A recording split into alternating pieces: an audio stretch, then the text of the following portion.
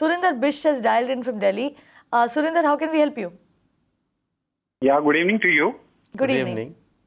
Yeah, actually, my question is, I am the owner of one house in unauthorized colony on general power of attorney.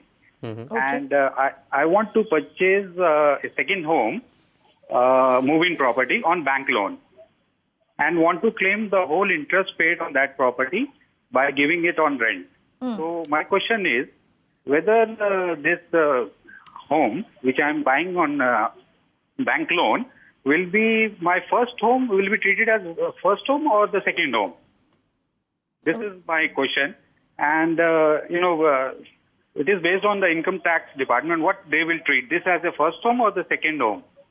Because I think I can get only when it is called the second home. Okay, so he's essentially talking about tax deductions that he can avail of. And Harsh, I believe that it is up to him to decide which is a self-occupied property, right? So Vish, I think what you just mentioned is that this new house you're buying, you're going to give it out on rent, right? Right. Any property, even if you own only one property, first of all, income tax does not limit deductions based on the first property, second property, third property. If you have 100 properties, if you are lucky enough to have the wealth to be able to own 100 properties, and if each of those properties was bought on loan, then the interest payable on each of those loans is deductible. There is no restriction. I'm repeating, there is absolutely no restriction on the number of properties for which you can claim a deduction for interest. Now, as far as rental properties, if the property has been rented out, obviously the rental is taxable. Against that taxable rental, you will get a 30% standard deduction, and the entire interest without any limit will be deductible. Typically, rental tends to be about 2% of the property value.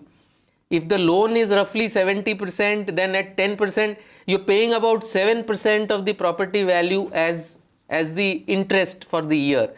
And invariably, that will result in a loss.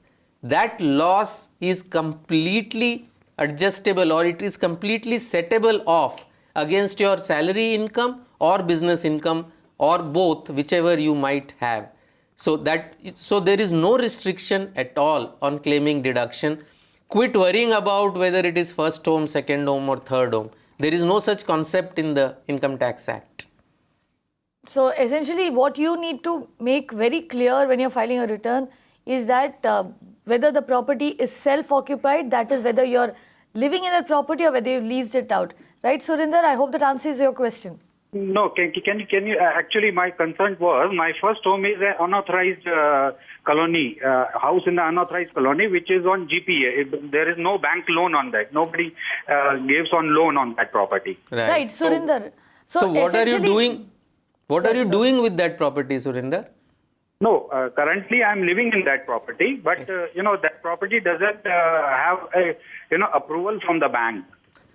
So good news. I mean, as far as the Income Tax Department is concerned, a house that you own on general power of attorney is treated as your house property. They don't really, the bank does care about your title. The Income Tax Department doesn't obviously care about your title. There is a specific provision that terms you as an owner of that property. But because you are living there, there is no tax on it. So that is completely free. There is no question of, if you have not taken a loan, there is no question of getting an interest deduction. So your first house completely free where you are staying. Second house, because you're going to give it out on rent, 70% of the rent minus the entire interest, that will be allowed to you as a deduction. If that is a loss, that can be set off against your salary. Right, Surinder, hope that answers your question. Very simply put, the IT department does not care whether you have whether or not the title or whether the property is legal or illegal. What it is concerned with is getting the getting the tax on the transactions that you make, getting the tax on the incomes that you earn.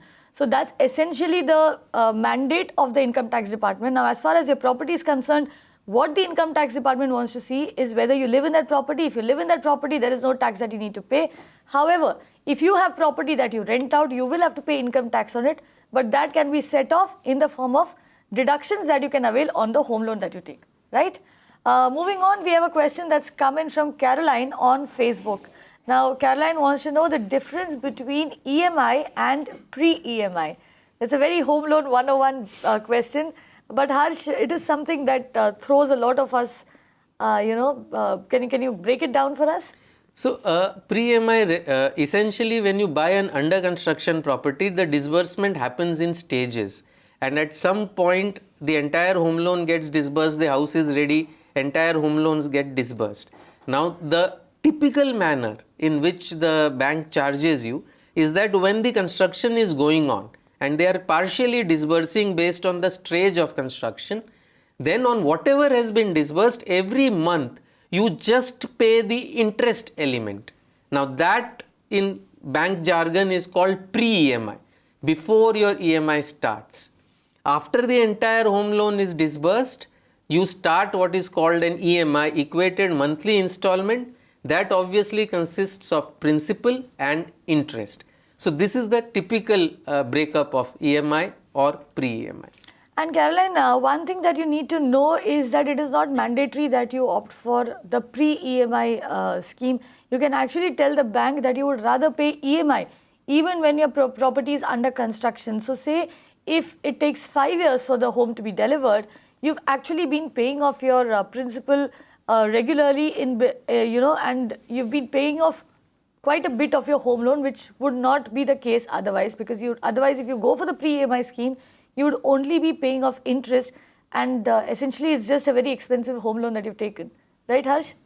Absolutely, yes. Also, Harsh, if you could just weigh in on the tax deductions and how that plays out as far as EMI and pre-EMI goes. So I think people have a misconception that if under construction property, if they pay by EMI, you will get tax deductions.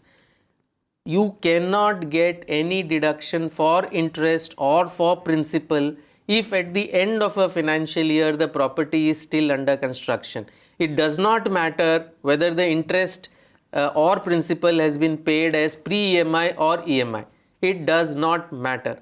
The property's construction has to be completed as of March 31st of a year for you to become eligible for any deduction claim. Okay, that's it. So that's your tax deductions also simplified. You can watch live TV on our website mpnow.in. Find us on Facebook at facebook.com/magicbricksnow. And don't forget to click the like button. You can also follow us on Twitter at magicbricksnow. To stay updated with all our programming, hit the subscribe button on our YouTube channel by logging on to youtube.com/magicbricksnow.